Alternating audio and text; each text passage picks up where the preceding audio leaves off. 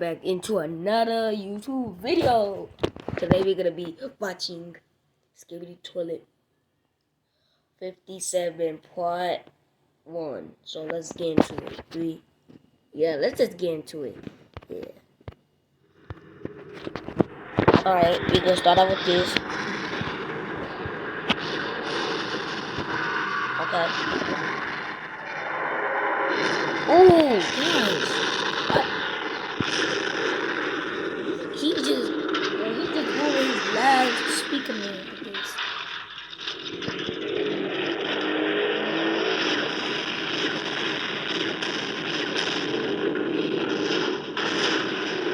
And we're gonna be watching after this. We're gonna be watching some secrets. All right now. Oh God.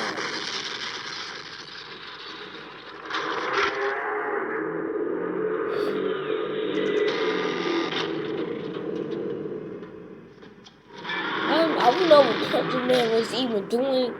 Well, I know he was doing. He was trying to take the parasite out. But let's go into part 57 part 2. I just looked at it. Hey, we're back.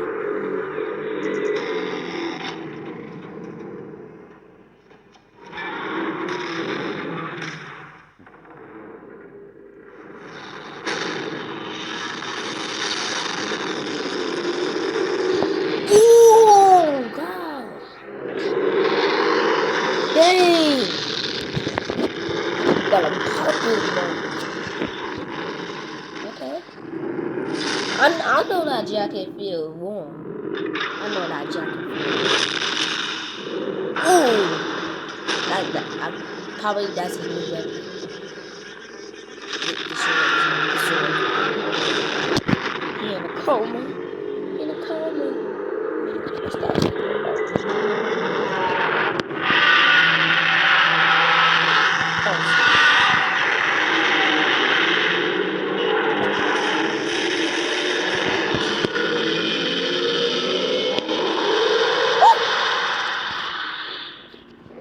Wait a second, guys. Y'all can still see it?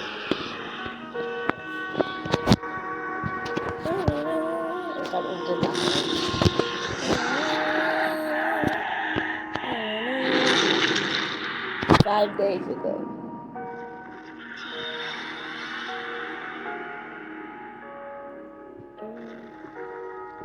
Yes, he finally there. Yes.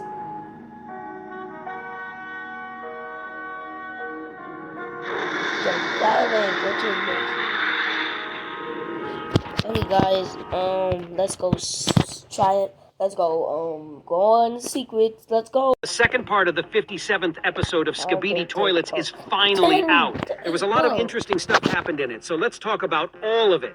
Why was G-Man Toilet afraid to shoot the cameraman Titan? Where did the cured Titan Speakerman fly off to? How did TV Woman manage to destroy the parasite? And why doesn't she pay attention to the simp cameraman? Also, I'll show you all the secrets and Easter eggs. Talk about all the moments you might not have noticed. Watch till the end. I promise it'll be interesting. Let's go. The episode continues from the moment Titan Speakerman destroyed Plunger Man. And I was sure it couldn't end that easily for this character. But he was just destroyed and didn't do anything useful in the battle. Except that he distracted Titan Speakerman while Titan Cameraman was fighting G-Toilet. But Speakerman stood around loading his guns for a long time, even without He did, though. I saw him do that. Yeah, he did. Next, we see Titan Cameraman destroying the G-Toilet. First off, the hammer in part 1 was without a turbine, but now we see that the turbine has appeared and is working perfectly. I don't think this is an ability of the hammer, just an editing feature. If the hammer is not in use, Dafook just doesn't detail it. Secondly, after the explosion, I thought G-Man's jetpack was destroyed. But it wasn't. Only his cannons are destroyed. There are only 4 of them left. Titan opens up his core to launch a strong attack, but G-Man immediately shoots at the weak spot. Once again, we see how strong Titan has become, as he doesn't care about the laser cannons aimed at his core. He hits G-Man with a hammer so hard that the hammer explodes, or rather the fuel in its turbine. But here's where we see G-Man hiding his head in time, and the hammer How hits is a it toilet. already in? Despite being so badly damaged, he turns out to be alive. We see parts falling off of him as he flies. His face looks burned and wounded. G-Toilet wants to attack Titan in the back and prevent him from destroying the parasite out of last resort. Surprising me, the cameramen on the roof turned out to be very brave. They attacked the huge toilet with hypno cannons. Yeah, it didn't work on G-Man, but he flew away. Why do you think he did it? Maybe he was scared of the Titan cameraman? Introducing Astropro Hours. No, he was because he was scared he was gonna get jumped at him after he took the parasite out.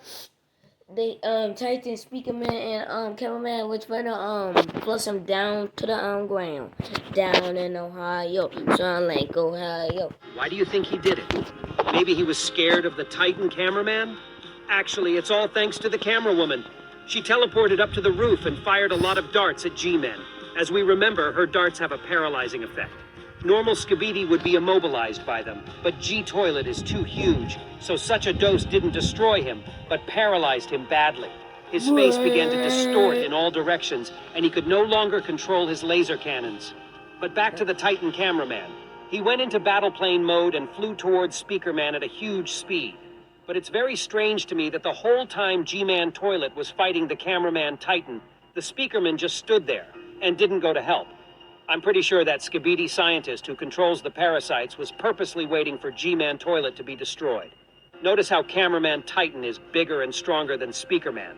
He throws him around like a child. Next, the references to episode 47 continue. Here's this Toilet Strider sneaking up on Titan from behind. Honestly, when I saw him in episode 47, I thought he had 4 laser cannons, but they turned out to be blades. I thought for a second that Titan would be destroyed, but he surprises us again with his power. Titan stands there with 4 blades in his chest like nothing happened. He didn't pull them out until the end of the episode, like he doesn't even care. He lost his hammer and his cannon. I think the blades will be his new weapon. It's going to be very epic. Titan cameraman destroys Skibidi Strider in a new way. At this point, we can get a good look at the emblem on his fin. Before, that's a really good, it was just a white circle there, but we should memorize it. Perhaps we'll see similar signs in new episodes.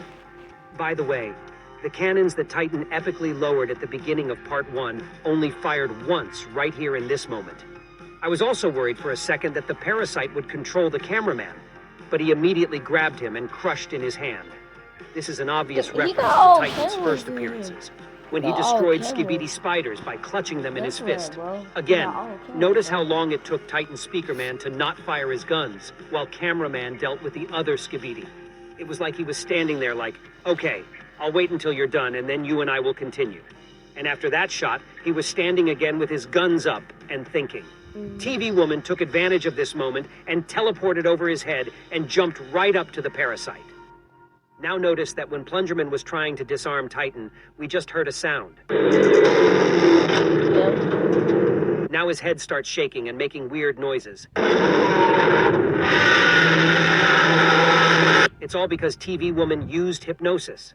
I don't know if she set the parasite on fire or just hypnotized him like normal TV men, but he was clearly very sick. And now I realize that's how Plungerman was supposed to work, teamed up with the Titan. While he's destroying the parasite, Titan is holding Speakerman so he can't interfere. But Plungerman was always eager to fight. He was impatient and fearless. That's what played a trick on him. Apparently he saw that things were not going as planned, and Titan Cameraman was busy with other things. So the Plungerman decided to neutralize the parasite himself. As I said before, G-Toilet was not allowed to interfere this time, and the parasite was destroyed. By the way, the SEAT sign right there is just an air conditioning company. And no, that's not a reference to the air conditioning man, I hope. Judging by the blood on the parasite's head, TV Woman used blades. She probably destroyed him like TV Man did in episode 56. First hypnotized him, and then stabbed him with the knives. You can see the knives turning back into hands. By the way, there are a lot of connectors on the back of the speakers, but they are all unplugged. Also, the parasite is different from the one that infected the Speakerman in episode 32. Maybe he's been improved along with Titan too. He now has 6 legs, while he had only 4. Just like the parasite that tried to infect Titan Cameraman had 6 legs, and was much bigger than the previous ones. By the way, even though the parasite is destroyed, it is still connected to Titan's body. which is why we see electrical discharges around him. This is why Titan still can't move on his own. Notice the parasite cistern. It doesn't have a flush lever on it. That looks like something to flush, but it's not. It turns out that the skibidi parasite can't be flushed, and that's why the Plungerman was armed with plungers. But as we see on his own, he couldn't handle the infected Titan. Also note that TV Woman's jetpack works for her too. I don't think it can lift her into the air because it's too weak, but it can give her a soft landing. And then we see a very sad scene. TV Woman immediately flies to teleport the Plungerman back to base. But there's a wounded simp cameraman lying next to her. She doesn't even look in his direction. If, in episode 54, we could tell she didn't hug him because she was teleported by the scientists from the base, this time it was her choice. She had two guys in front of her that could have been saved, and she chose the Plungerman. We see this lot in real life too, where the famous girl doesn't even pay attention to the regular guys, despite their feelings and everything. Plungerman is that perfect man that everyone admires, but no one can become the same. That being said, Dafuk shows us that none of this has given him any advantage. Instead, it has hindered him. Simp Cameraman was injured at the beginning of part 1, right here when Titan Speakerman destroyed the anti-parasite jeep. Now he has no legs, and I think he'll be made a cyborg-like scientist. But it's possible he'll be given a regular wheelchair, since he's just a regular guy nobody cares about. Maybe the betrayal writing at the beginning of the first part meant exactly this act of TV Woman. I didn't see any other betrayal. TV men surprisingly help the Alliance again and betray no one. Perhaps next we will see who the inscription was about, but for now it only fits TV Woman's act. When Cameraman Titan disconnected the parasite and crushed it, the electrical discharges stopped and Speakerman's core glowed red again. If you notice, after he was infected, the core began to glow yellow. We can see how upset he is. From the look in his eyes, I realized that he saw everything that was going on around him when he was controlled by the parasite. He looked with great regret at the big Speakerman he stomped his foot on in the first part. This, incidentally, was like a reference to episode 19, where Cameraman Titan crushed Skibidi Toilet with his foot in the exact same way. I think Speakerman Titan realized what he did and really regrets it. He most likely flew back to the Speakerman to apologize for the whole thing and help them rebuild the agents. Also, I didn't notice, but there's a new improvement on his legs, something like an exoskeleton. At the very least, I'm glad the Skibidi spent the effort and improved Titan, and now he'll be fighting improved against them. At the end, we see Titan giving the thumbs up again after a long time. This means that the mission was a success. Helicopters with engineers are already flying in the background, which means the simp cameramen will be recovered, as well as the rest of the wounded agents. In general, it seems to me that in future episodes, the individual cameramen will be given a lot of attention. Whereas before we looked at them as a faceless army, now Dafuk is singling out individual agents to us. Each of them has their own character and their own story. Don't forget this guy in the blue suit. He was acting very brave when he, along with the POV cameraman, started attacking the G-Man toilet. I think we will see him again in new episodes. Subscribe to my channel so you don't miss the analysis. Subscribe to my channel. And subscribe to his channel. Whatever. So, if you want to do this video, hit the like button. And comment down below. And comment down below. 1, 2, 3, 4, 5, 6, 7, 8, 9, 10. If y'all like this video. Or give it, or hit that bell. So I'll see y'all in the next video. Peace.